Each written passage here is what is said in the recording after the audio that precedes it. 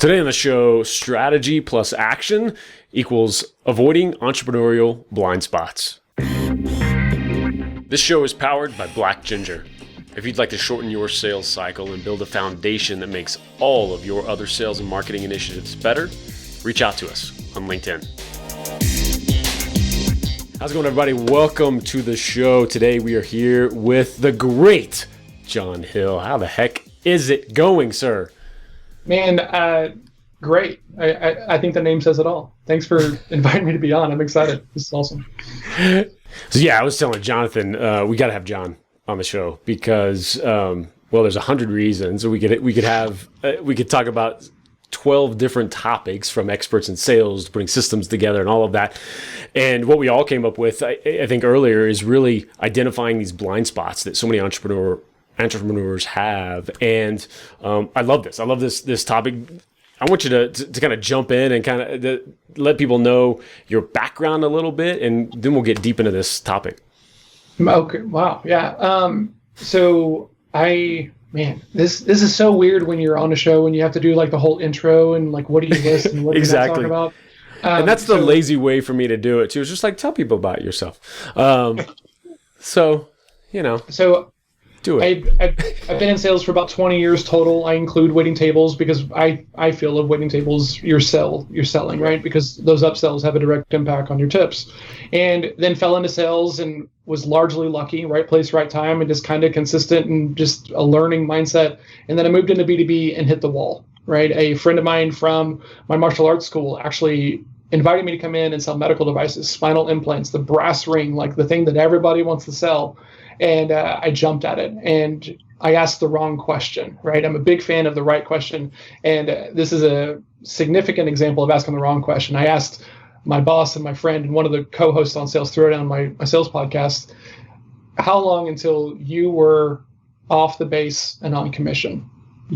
Right? And so Al is a bit of an outlier, right? He'd been a chiropractor for like 17 years before moving into this realm, already had relationships, already had a lot of authority and knowledge and everything else. And he goes 3 months. So in month 4, when I don't even have like a doctor who will have a conversation with me, I am losing my mind, right? I'm terrified. I'm about to just get canned and it's going to be over. And like, what am I going to do?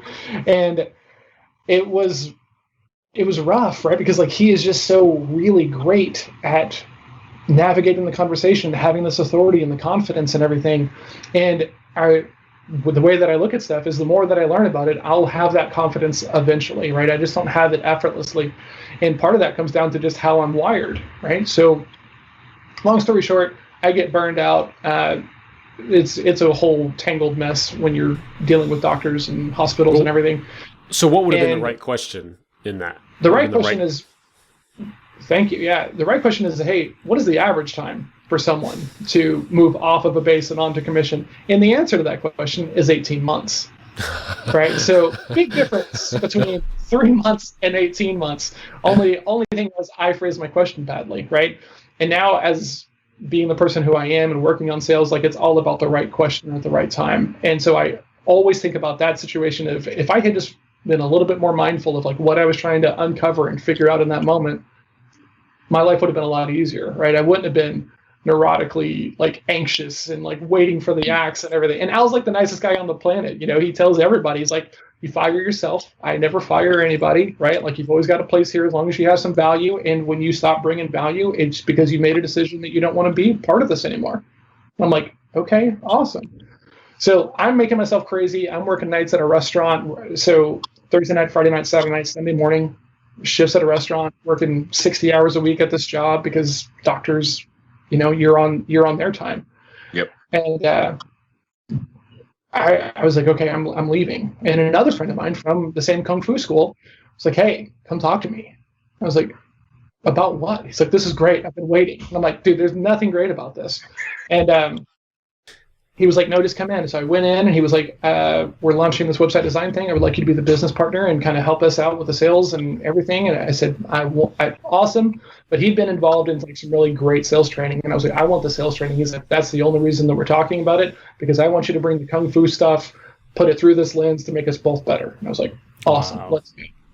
And the next 3 years, it was just like a lab. Every bad call, that was terrible. Okay, why? right? And then we'd sit and we'd role play and we'd think about it and the different personalities and like, how do you build trust with these people over a phone call who don't ever see you or know you or anything else? And it was a really unique experiment because on top of all that, I'm not wired to be the salesperson, right? Like most salespeople have this overwhelming need to go out and be around other people, right? They have lots of conversations. I'm not wired that way, right? So the blind spot was that I would much rather hang out and look at systems and spreadsheets and all of this stuff. That I have to be out here in front of these people, or else I don't have a pipeline. I don't have a network. I don't have anything that I can use to get into conversations.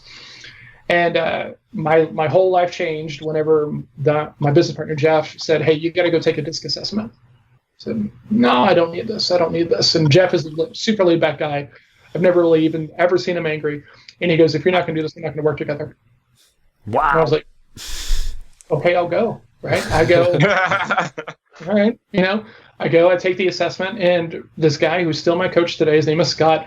He goes, do you see why this is so hard for you? And I'm like, no, I have no idea. Right. And he's showing me where I am versus where like the average salesperson entrepreneur is. And you couldn't be further apart. He goes back to my business partner, Jeff, and says, I don't know if John's gonna be the right guy for this. He's gonna have struggles in here and here and here. And Jeff says, I've only ever hired people who were just like me. And it was really fun when it was fun. And when it was not fun, nobody wanted to do anything because everyone's trying to think around the problem. I'm going to take a shot to balance myself. And that's how it started. And so that's great. Having that common language of DISC and like understanding that like we're radically different and we view everything differently, conflict, relationships, selling, business, everything else like this was huge because that shared language allowed us to say, okay, this is your C-ness and it's conflicting with my I-ness. Let's take a break and like come back, right? And most people just assume that everybody's just like them and everybody's got a different path to trust and to motivation and your intrinsic values that make you do the hard stuff when it's really difficult and all of these things. And if you don't know that stuff and you're working for someone who is money motivated, so they think everyone else is money motivated, they're not going to understand why you're not just like getting out there in front of everybody and closing deals and showing people the value, bro, and all of these things that some of these people do. And like that's where I try to step in and help. Right? You got to understand the other people on your team, who you're talking to, your clients, your prospects, so that way you can actually run a better business, right? So and I love that. I want to get into to some of those ways that you help, right? What you've structured and put together, but I think that awareness is huge. And there's a book Matthew Pollard wrote, The Introvert's Edge, and he's very much, that's his whole approach, right? He is a very, very much an introvert and fantastic at sales, right? And here's why introverts can often, with a certain system in place, outperform that extrovert because they've got their script down, their procedure, they're following all of this. So the opposite of me, they're following all of this each and every time. It's on repeat, right? And the extrovert, the emotionally driven person, is like, if they're on and feeling good, fantastic. Those days are not, well, and so even they can benefit from the script, the systems, the play, so that when they're on, they're really on, and they can always fall back to at least a system and kind of go through those motions until everything kicks back in again. And I think that's great. And talking about that topic today of those blind spots, that's definitely, that's a huge one. I think that's a huge blind spot for people in life, is not being not only self-aware, but others aware in that way. Like you have to have that kind of self-awareness first to go, oh, this is the kind of person I am and how I do things. And then comes the openness, like, oh, and not everyone's like me, And it sounds funny, honestly, to sit there and have to say it out loud and have that realization. But there's so many people who never have that realization. And then there's also plenty of people just on the spectrum, right? Of they kind of do a little bit, but when it gets point out at a conscious level, they're like, oh, wow. And it changes everything for those who are open to it. Yeah, I think a certain level of detachment is important, and detachment has kind of been my word of this year, right? I try to pick one word that I'm really kind of focused on. Next year is the year of no, because I've done the miraculous job that most of us have also done of putting ourselves into too many spots and situations and projects, and I'm stretched a little thin. So, the word of the year is no. Everyone is allowed to ask me if I have even dreamed up of a new like business idea and stuff, and if the answer is yes, the next question is, we're not doing it right. No, we're not doing anything new. Right. Next year is about no and consistency, right? I've got some big projects coming, like launching and going next year. I think I got pretty lucky in the middle of like all the COVID stuff when everybody else was watching Tiger King. There's one guy who I follow, like I love this guy to death. It's Noah Kagan. He runs AppSumo, and he just turned it on. He started just like hopping on videos and doing free office hours and like, hey, let's help you grow a side hustle, and like really just trying to give back. And I had this moment of thinking, like, this is a moment, right? Like when we look after the Great Depression and the people who we all look to as like mentors and like these great titans of industry, they were doing work in the middle of that depression, so that way they were prepared to help after. And I kind of had this weird day of, I can be someone who finds the reasons to not do stuff and to be caught up in the media and the news and Tiger King and, you know, complaining, or I can do the work and hopefully like be somebody who can help after this is over, whenever people are rebuilding and trying to figure it out and stuff. And I was like, I want to be this person. So that's where like things started to change for me this year. Man, I love that. And I know Jason and I really started creating more during this time as well, seeing that as one of the biggest opportunities of our lifetime. You know, we've seen so many things and so many businesses get created, just as much as so many people losing work and you know, being forced to try to address some of those things. But thinking about that and putting that into perspective, what are some of the most common blind spots that you think most people are experiencing right now? Oh man. Okay. So the other thing that I kind of fell in love with this year, and this is kind of a polarizing thing, everybody has different beliefs about it, but I really fell in love with like Stoic philosophy. I read The Obstacle is the Way like right in March. And while I'd read Ego is the Enemy, and I was familiar with Ryan Holiday, and Tim Ferriss is another person who I look up to, and he talks a lot about Stoicism. It wasn't like, I like the idea of following philosophy, but it wasn't something I could ever really make myself do. And reading this book, Obstacle is the Way, on the very first page is talking about journaling. It's talking about Marcus Aurelius, who wrote Meditations as just a journal for himself. It was never meant to be given to anybody else. In the first page of this book, Ryan Holiday says, in the middle of a war, right in the middle of nowhere, in the middle of court intrigue and infamy and infidelity and assassination attempts, this man goes into a tent to write for nobody other than himself. And I'm sitting, and so I'm reading this page, right? I'm in the middle of like my COVID swing that I think everybody has, right? I mean, I think we can all talk about numbers, right? I mean, I can't speak for anybody else. I went from 17K a month down to 3K a month, which was, you know, obviously a bit of a roller coaster. And so I'm reading this book, and I had stopped journaling for a couple of months because I didn't really feel like it was doing very much for me, because my intention around it was wrong. I'm reading this page, and I'm like, who am I to say, like, I'm not going to do this? Like, what kind of ridiculous idiot am I that I don't see, or that I've stopped seeing value in this? And like, since that time, I think I've maybe have missed like 10 days of journaling at least once, if not twice. And I mean, that's where it all lives, right? Can you reflect on your actions and still call them good? Do they pass through a filter so that way they come out looking great even though they weren't in the moment, you know?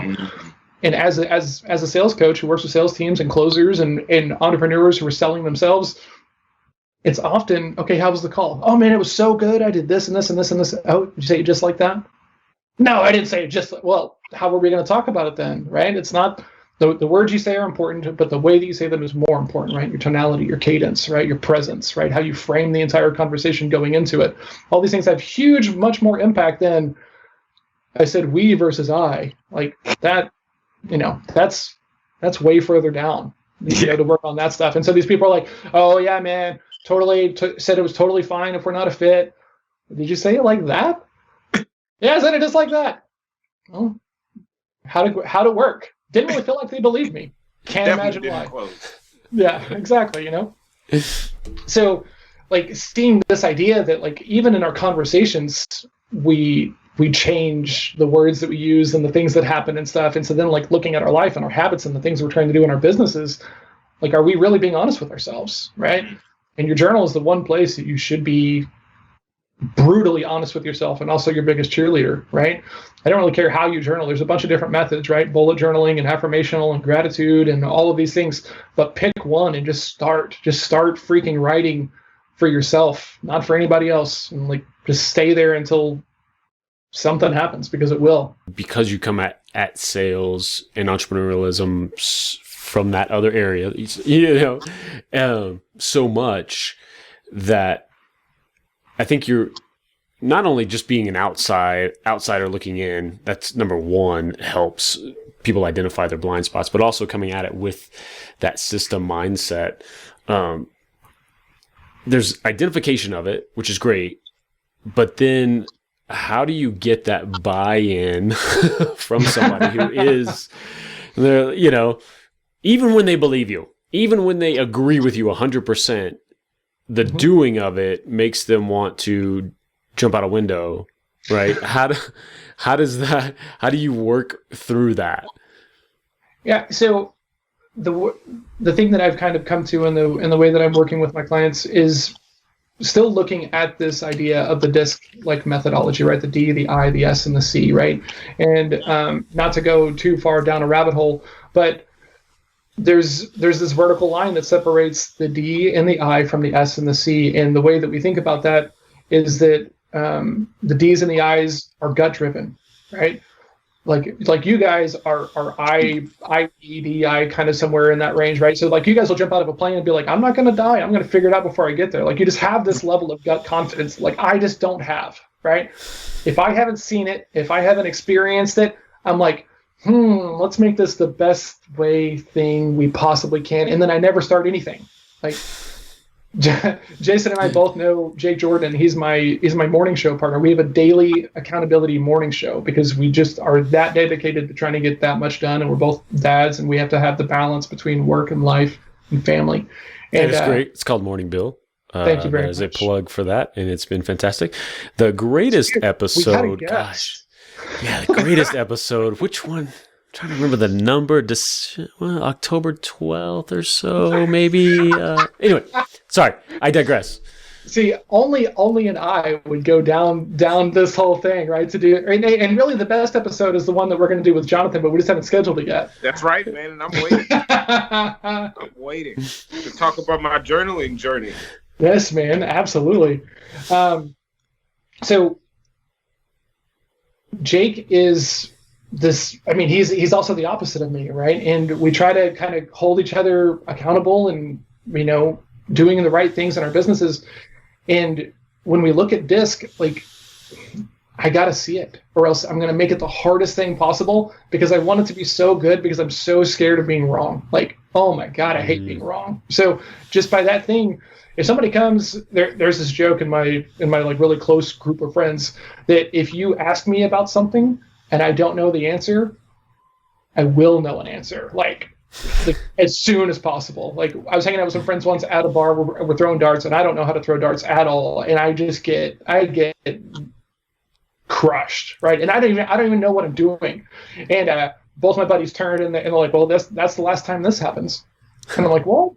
And they're like, you're going to go home, you're going to read a book, right? Buy a dart set. And buy it. 2 weeks later, I'm back. I'm leaning over that line with my foot all parallel, and I'm like doing the lean, you open up your custom case with your darts, put them together that you've brought. Yeah. So game on. It's so funny because I love the whole 80-20, and I love Tim Ferriss, and I've been following him for years. And I'm just not that guy. Like I thrive in that last 20%. I want that depth that nobody else cares about, like at all, right? And so my business partner Jeff, we don't work together anymore, but we're still like friends. And he'll just say, he loves to do this to me. He's like, hey, have you looked at this?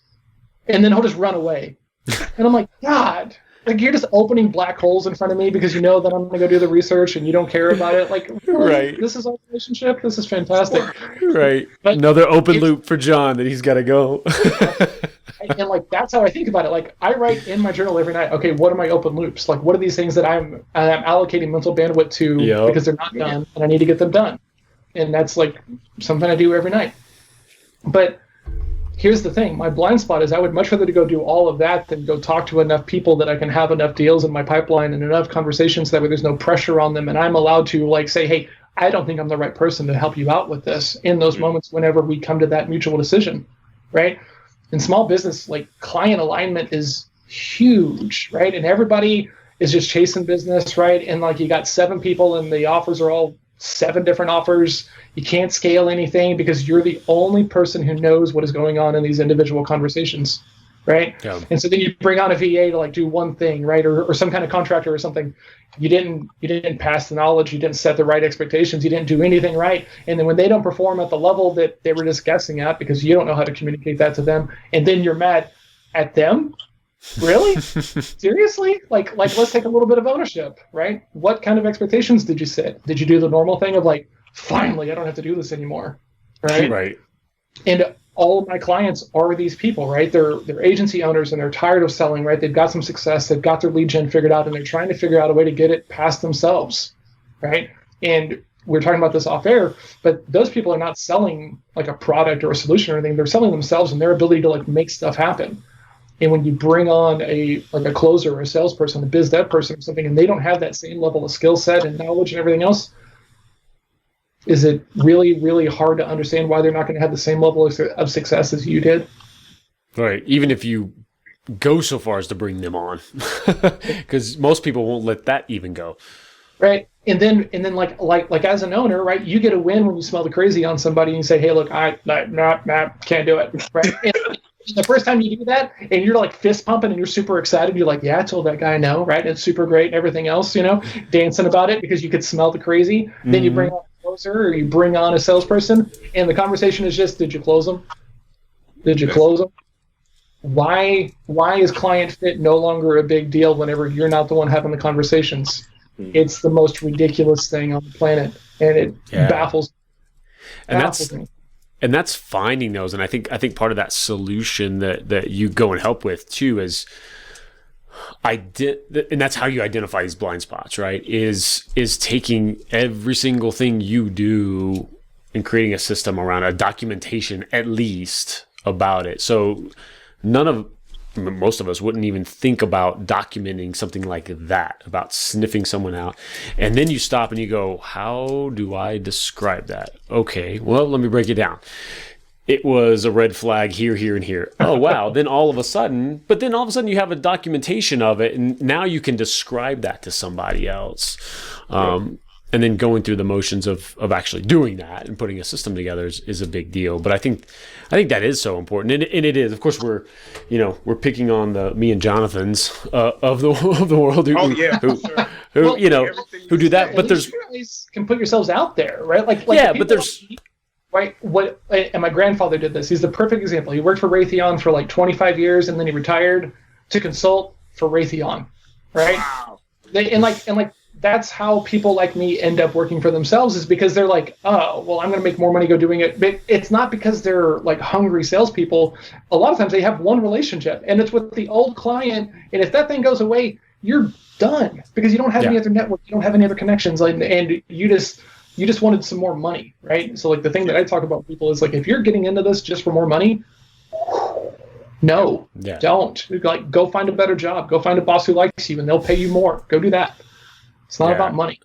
Yeah, and that's the thing. I think that's where I've come to with all of this. There's so much power in taking the best of both sides so much and meeting in the middle. And, that's like you talked about with Jeff, like that's partnering with the opposite and going through and saying, how do I run full steam with my strengths that I have, not avoid them at all, but take all of that, but then partner in some way with the folks who don't have that, and finding those systems, like that's huge. Well, I mean, it's kind of the rocket fuel thing, right? The visionary and the is it the implementer, or whatever they call those two things, right? I mean, that's what we were, right? So whenever Jeff came in one day, because we were adamant we weren't going to do web hosting, right? Because all the other people who were doing websites were tying these people up into like a 3-year hosting contract and then like gouging them and never answering the phone and all these things. And he comes up to me one day and he was like, "Hey, I think I want to do hosting." And I was like, and he goes, "You have 1,000 questions. And we don't need to ask 1,000 questions. So can you write down 10 and then we'll talk about it?" And I'm like, "Yes." He was like, "Okay, cool." And then this goes back to work. And I'm like, "What? We're just done with this now?" But like, it's exactly what we needed, right? Because I haven't done this before. I got to figure it out. The only way I'm going to figure it out is ask a bunch of questions, right? And it was crazy because I'm not a developer. And whenever we were talking about us working together, he goes, "Look, I cannot lose you to that I also have to know how to develop because we'll never get anything done." And I think about that conversation now because there were days, if I just knew a little bit more about WordPress and these plugins and how they work together, my conversations will be better. No, like that's not going to help me build trust. It's going to help me make the conversation more about me, but that's not what anybody wants on a sales call, right? They want to hear, do you understand my problem enough? And do I trust you to actually listen to the recommendation you're going to make at the end of this thing? And that only happens whenever people feel like they were actively listened to, right? And all the stuff with online and all the comments, and this year has been really apparent that like we don't really look for the person, right, and try to like understand where that person is coming from. We just jump to the conclusion because it's online and there's this huge gap, and we say things that we would never say to another human in the moment. It's crazy. Yeah, man, that's just absolutely powerful. That reflection alone in because that happens online, but that's happening in the business conversations as well. And how many bad DMs have you guys gotten this week? LinkedIn blows up, Instagram. I'm like, who are these people? Yep, connection request, and you're about to hit accept, and you're like, is the message tab going to start blinking as soon as I hit accept? And the answer is yes. Yeah, exactly. Hey, I help this person do X, Y, and Z. Like, right? Oh, yeah. I'm like, y'all released the course on this. I'm looking for who did this. Oh yeah. But man, that's the thing, and I think that is a powerful shift that Jason and I have taken and learned, especially throughout the last few years, of being able to go into sales presentations with, in agreement with ourselves that we want to do whatever is best for that person on the other end. And because of our ability to network, we've now opened that up to, hey, we can solve any problem. It just may not generate revenue for us or our specific company or solution. But I know John does this. I know Steve does this. And so if we're solving a problem for that person, I think that's the win. And at the end of the day, you're adding value not only to that organization, that business, those people's lives, but the world. Like, you're putting that positive energy out, and then so what happens? You're gonna get that back, in my opinion. Mm-hmm. Yeah. Oh yeah. Yeah. Imagine the difference in that, like just that vibe when someone shows up to a call. They know it's a sales call. They know you're in there. Everyone knows the dynamic, and the other person shows up like this. At least mentally, right? And when you can go, you can come through with that energy of, like you mentioned earlier, we may not be a fit, hey, let's chat, let's talk, and you can, and it's real, so that energy of that is coming through. That's huge. Yeah. I mean, that's so much fun. And I think that's the ease of all this and the fun of all of it, right? Like it's, I don't know. Again, go ahead. Well, I was going to say, I get to talk to really cool people doing really cool things, and I get to do it all from right here. Like I talked to a woman earlier this week, and we're talking about doing like some work together. She had a medical billing company, and they came and knocked and wanted to buy it. She said no. came back again, knocked, wanted to buy it. She said no, right? And then finally the third time was just too much, right? Like the money was just enough, right? Huge exit. Come to find out that like she was running like one of these popular business systems and just had no knowledge because it was brought in by an executive who she had kind of put in place. So now she's reinventing herself because like she loved the getting things done, right? Winning and, you know, running the business and everything. And so, you know, one of the things to remember is like it's hard to not just like embrace the hustle, right? And you have guys like Gary Vee and Elon who are like 24/7, 365, and like I don't think that's sustainable. I think it's pretty toxic, honestly. But when you hit that thing where like if you're creating processes and hiring well and doing the right things, it can feel like you're trying to go from fifth gear down to first gear, right? And it's terrifying because it's like, what am I missing? What am I missing? What am I missing? Yep. My girlfriend works on my team with me and edited the book and blows me away all the time. But now that the book is like done and we're like looking for people to read it and, you know, we're going through the process, she's like, I raised my hand on that one. Jonathan, you can absolutely, sir. Absolutely. Jason, you're more than welcome to read it as well. I'm scared to let Jason into my course though, because there's video in there and I don't think it's at the Jason Croft level. So I'm like, whatever. Well, look, my background was not at the Jason Croft level. We've done some shifts today. We chose to make some shifts today, so I totally lost my thread there. I don't remember what I was talking about, but I just thought that was hilarious because I was on here. I was like, man, I want to show Jason my course, and I was like, wait a minute, I think there's some hum in the background. It's not ready yet. It's not ready yet. He's not going to like it. Blind spot, right? Like, why not just let him like look at it, and that way he can come back and be like, hey, it's not that bad. Or why not give him the pleasure of crapping all over my course? See, you're depriving me of this pleasure, like, and learning from it at the same time. That's the thing. So I'm a martial artist, right, and have been for a very long time. Obviously not this year because of COVID, but you know, I've been training essentially since I was 24 years old, right? And most of it has been in Chinese Kung Fu.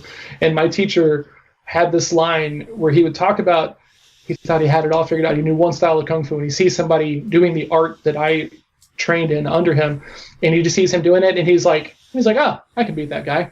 Goes over there, and he's like, I think I can beat you.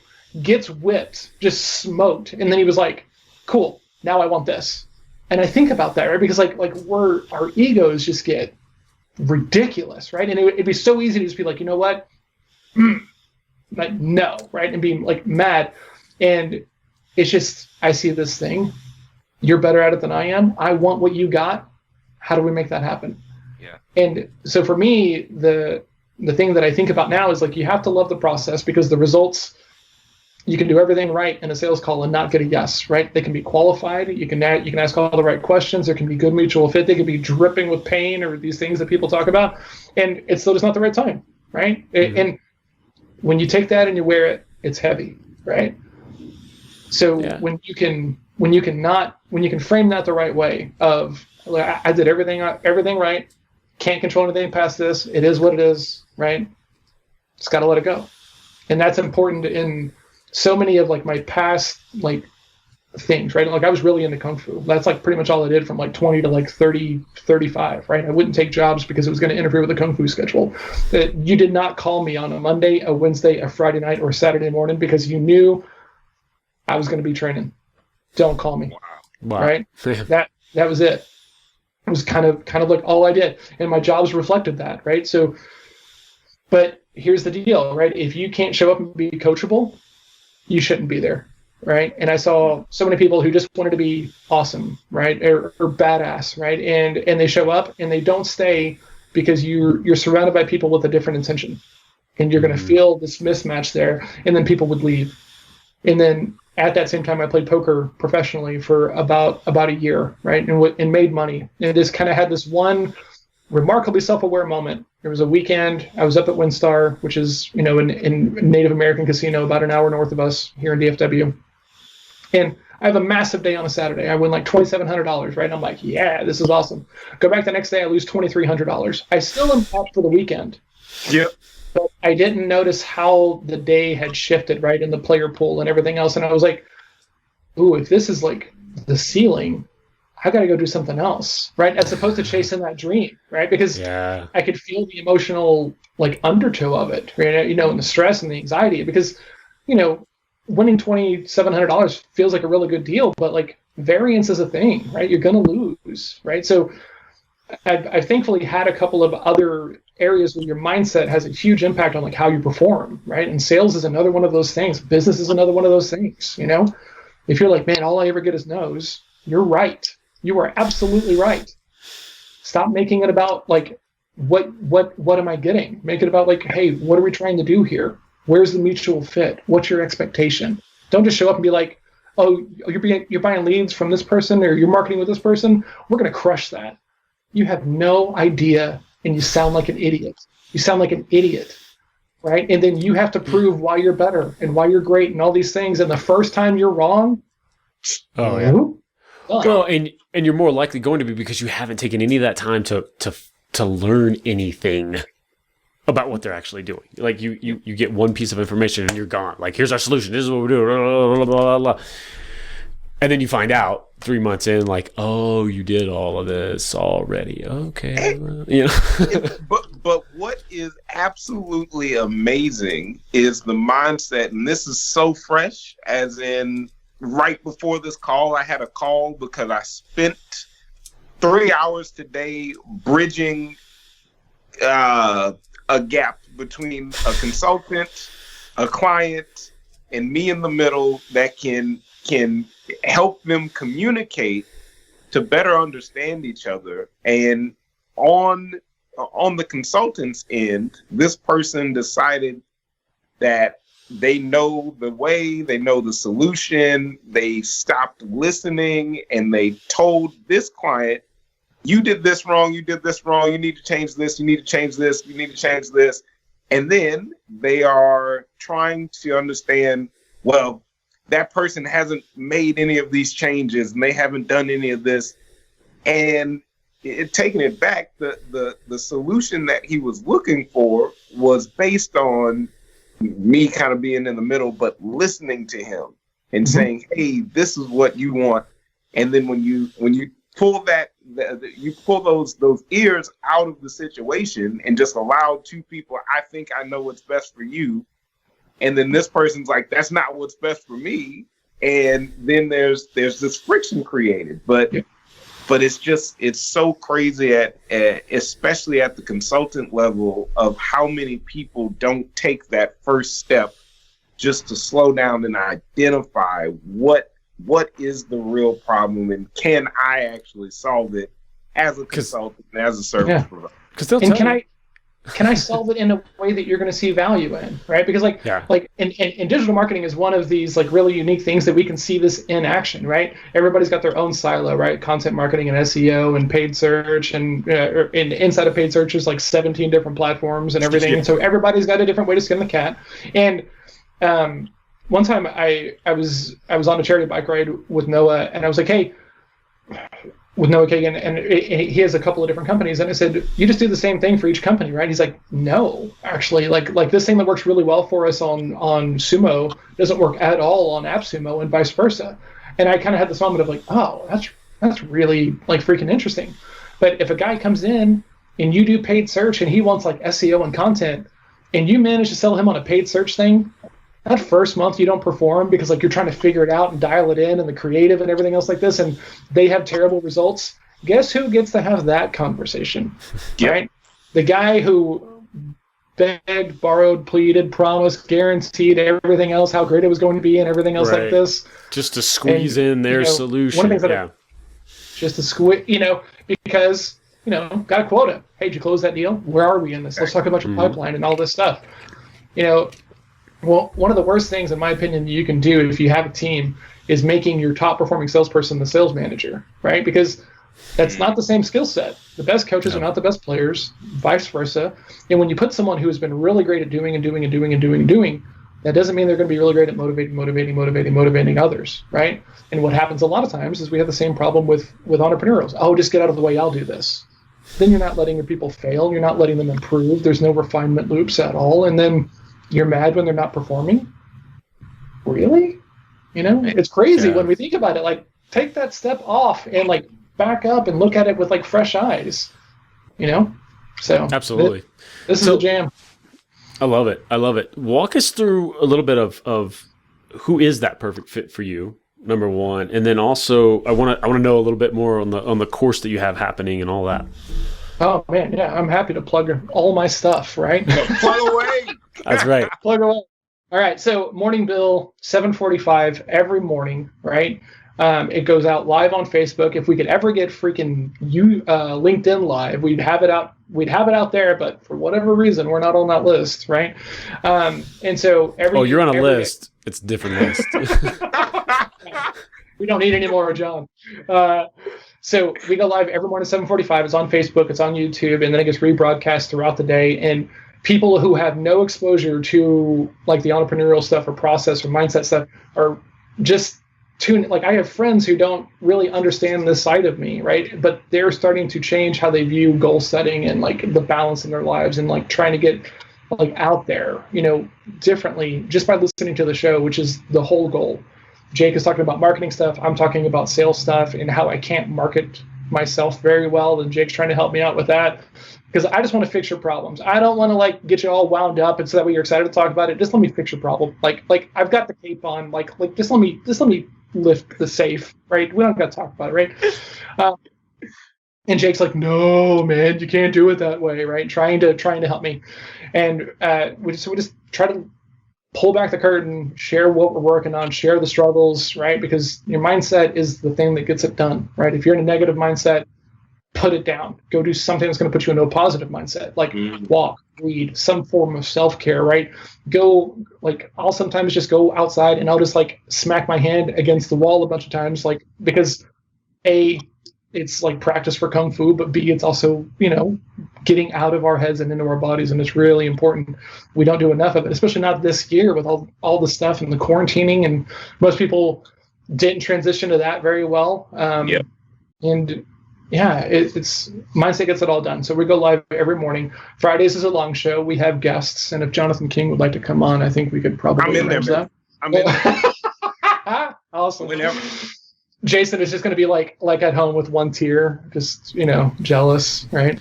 Oh no, I'm going to together. I was assuming Jason goes everywhere with me. Ask my wife. Oh. She's mad, like all the it's hilarious. She came in yelling at both of us. Jason gets yelling. So I hadn't talked to Jason in a while, and we're catching up, and he's got the thing on the screen, you know, with y'all's brand and Black Ginger and everything. I was like, what's Black Ginger? And he's like, it's the new brand. And I was like, oh, okay, cool. And he's like, I'm the Ginger. My partner's Black. And I was like, that's right. That's a great name. I freaking love that, right? He came up with it, man. I'm like, that's why I love this guy. I'm like, this guy's just there. He's got it. Jonathan can go on the show by himself, but I'll be in the comment section watching live, just heckling. Yeah, like, we should have you both on. I think at the same time, because like you guys are a partnership, and that's an interesting dynamic, right? Because I firmly believe you need the people around you. I do believe that line, you're the average of the people you surround yourself with, and so like you know, in a partnership, there's balance and different personalities and everything else, and that kind of takes me to the next thing I'm going to talk about, which is Sales Throwdown. It is a weekly sales podcast. It is an audio, and we also do it on video, and we do it from Zoom, right? We're at different levels. Clint works for a publicly traded HVAC company with a $25 million quota annually.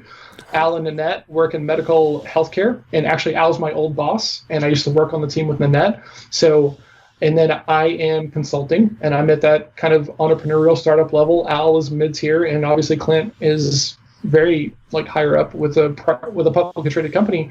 And you know, there's a D, there's an I, there's an S, and I'm the C. So we look at all of this stuff drastically different. The really cool thing was after I left working with Al and was working with Jeff, I kept seeing Al in Kung Fu, right? And we, you know, had a really great relationship. But he was seeing me start to like change and shift and like kind of come into my own with some of this stuff. And one day he's like, dude, what? You're not the same guy. I'm like, I'm not. And he's like, what is it? I was like, you know that training, right? That coaching of the mindset stuff, you know? Yeah, it's that. And he's like, okay, I think I need to take a look at it, right? And so then he got on the path and he started doing assessments, and now he does every person he hires. Al has like 4 medical clinics and like a whole other slew of things. Every person gets a disc assessment, because he really wants to know how you're going to view like relationships and conflict and selling and everything. And so that's like one of the things I'm most proud of, right? That I was not trying to sell him on anything. I wasn't trying to make a change in him. Like I just, this is a guy I train with, a guy that I've got a lot of love for and I appreciate. And then he did it like naturally, right? You guys kind of asked this question earlier. Some people are not in a position to be coached, right? There's this line, everybody talks about it, when the teacher is ready, when the student is ready, the teacher will appear. And I firmly believe that, right? There was an argument on Facebook, and so I hopped in there, and everyone's like, oh, coaches are trash, and blah, they can't really help you. And I'm like, just because they're a coach doesn't mean they're your coach. Yeah. Right? If you're not going to listen and implement and like take action with the stuff that they're telling you, you're wasting their time and your money. Stop. Go find somebody else to go sit with, right? And I'm a big coach person. I've had poker coaches. I've had speech coaches. I have a stutter. I had a speech pathologist from like kindergarten up until 8th grade. Like my stutter was as bad as like what you're seeing in the King's Speech of that movie, right? So the fact that I'm here on a show doing all of this stuff is kind of crazy, because 6 years old, I go tell my parents I want to be a comedian. They're like, no, maybe something else, right? Wow. And now I have a show and I'm on shows and I sell. I use this instrument in everything that I do, and it's crazy to me to think about that. So I'm a coached person all the way through, right? Like I get these, reach outs of like, hey, I'd like to work with you and everything else, and they want to do a group setting. I'm like, no, I can't do it. I won't take action in a group setting. I need accountability. I need you to be all up in my crap, so that way I'm like taking action and looking for these blind spots, so that way we can work through them. I don't want to get lost in a group. And so these people are like, well, no, the group's going to be great. I know exactly what I need, and this is not it. Let's just leave this at a no. But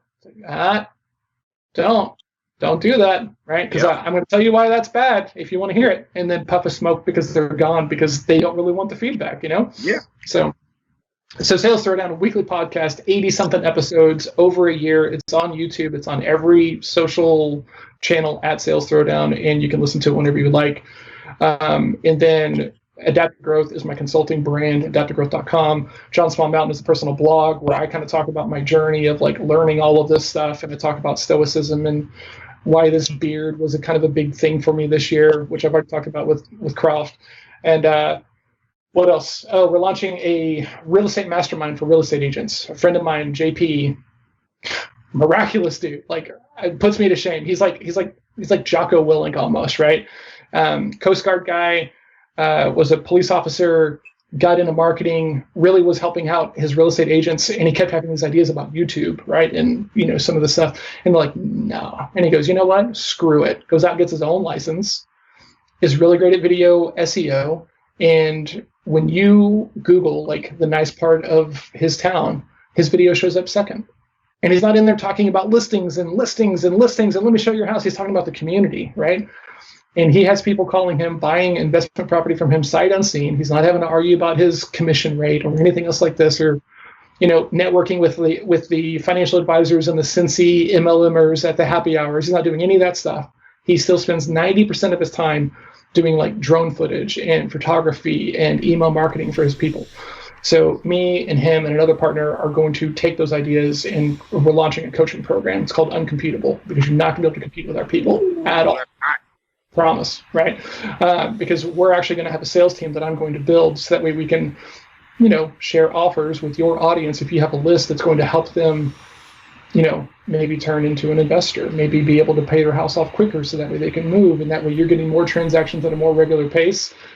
And then that way you can say no to the people who are like, well, I'm just going to put it on Zillow. Okay, cool. Good luck. I don't have time for that.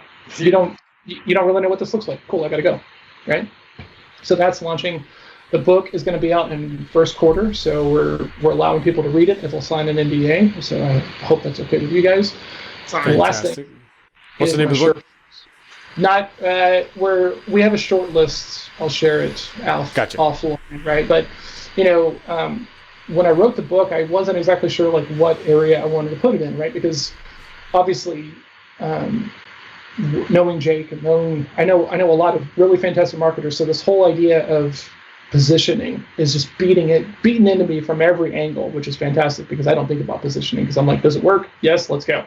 And so positioning. So I wrote the book without the final level of positioning on it, right? Just a lot of the sales concepts that I've used, right, and have kind of worked on with others.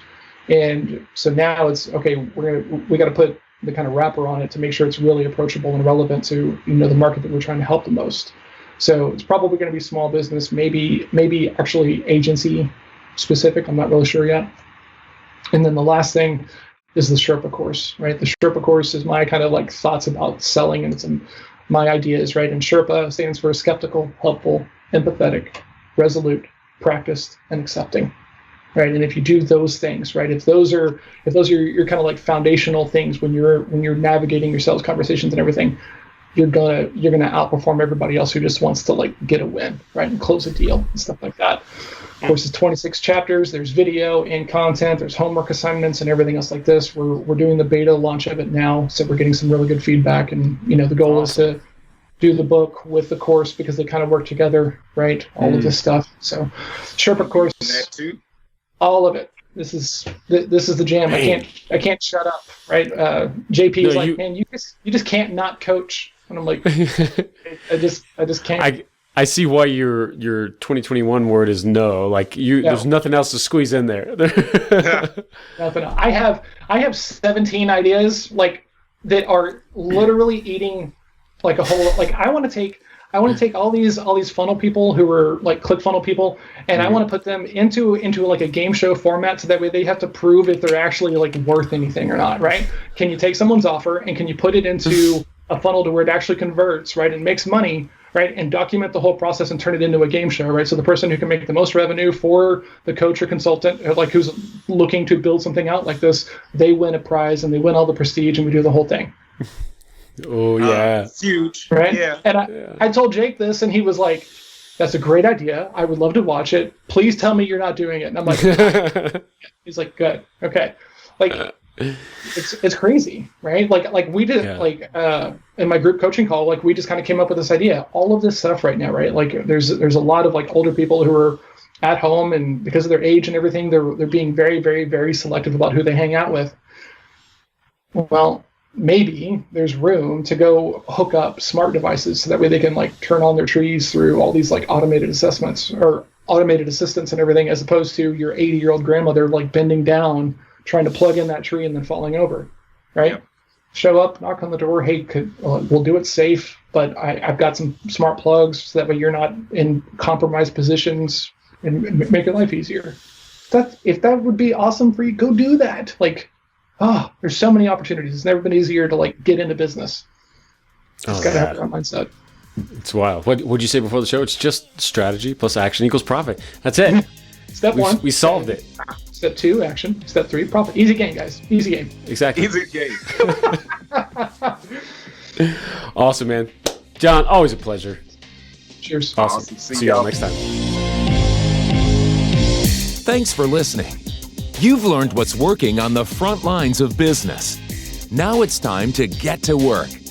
Apply to the Strategy and Action group on Facebook to learn more and for a chance to connect with the guests on this show. Join us next time for Strategy and Action.